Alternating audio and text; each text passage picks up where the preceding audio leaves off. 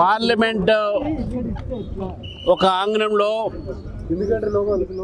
Congress party చేసినటువంటి ఒక తీరు ఏదుందో వారి నేత రాహుల్ గాంధీ గారు పార్లమెంట్ మెట్ల మీద చాయ్ బిస్కుట్ తాక్కుంటూ నవ్వుకుంటూ జోకులు వేసుకుంటూ కాళ్ళ మీద కాళ్ళు వేసుకుంటూ అదేదో ప్రైవేట్ ప్రాపర్టీలనే పిక్నిక్ పోయినట్టు వ్యవహరించిన తీరు మన అందరం కూడా టీవీల ద్వారా చూసాం.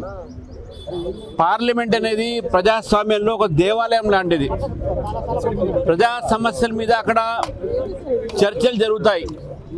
ప్రజా సమస్యల్ని అక్కడ పార్లమెంట్ దృష్టికి తీసుకువచ్చి ప్రభుత్వాన్ని దృష్టికి తీసుకువచ్చి ఆ ప్రజా సమస్యల పరిష్కారం కోసం ఒక మార్గం కోసం ఉన్నటువంటి ఒక అది వేదిక.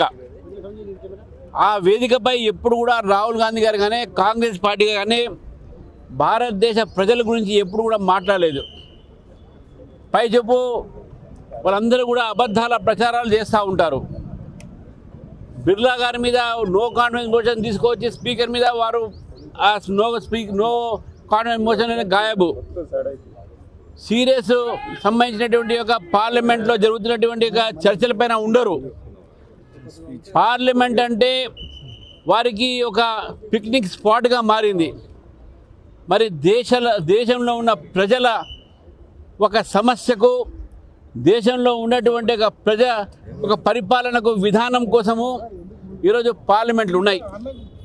అక్కడ ఈ యొక్క పార్లమెంట్ వ్యవస్థలో అపోజిషన్ ఒకటి, రూలింగ్ పార్టీ ఒకటి, ఈ రెండు పార్టీలు కూడా ప్రజాస్వామ్యంలో కీలకమైన పాత్ర ఉంటుంది.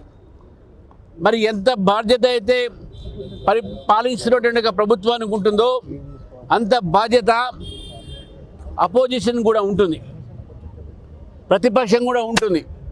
గతంలో పివి నరసింహారావు గారు ప్రధానమంత్రి ఉన్నప్పుడు బాధ్యత కలిగినటువంటి ఒక అటల్ బిహారీ వాజ్పేయి గారిని ఆ రోజు కాశ్మీర్ విషయంలో యునైటెడ్ నేషన్స్ పంపించడం జరిగింది. మరి అటువంటి ఒక రిలేషన్స్ అపోజిషన్కు రూలింగ్ పార్టీకి ఉంటుండే.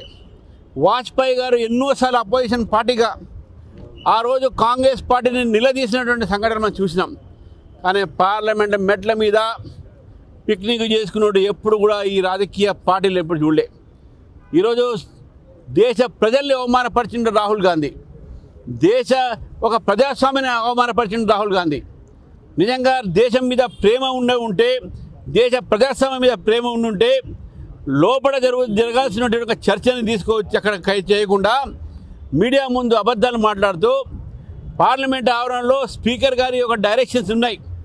ఎవరు కూడా ఎక్కడ పడితే అక్కడ ఛాయ్ తాగొద్దు, ఎక్కడ పడితే అక్కడ పిక్నిక్ స్పాట్గా దాన్ని మార్చొద్దు, మీకు ఏదైనా మాట్లాడుకుంటే సెంట్రల్ హాల్ ఉంటుంది, క్యాంటీన్లు ఉంటాయి, మీ చేంబర్స్ ఉంటాయి, అంతేగాని మెట్ల మీద ఛాయలు తాగొద్దని చెప్పి నిషికాంత్ దుబే గారు చాలా స్పష్టంగా ఆ ఒక విషయాన్ని కూడా పార్లమెంట్లో చెప్పడం జరిగింది.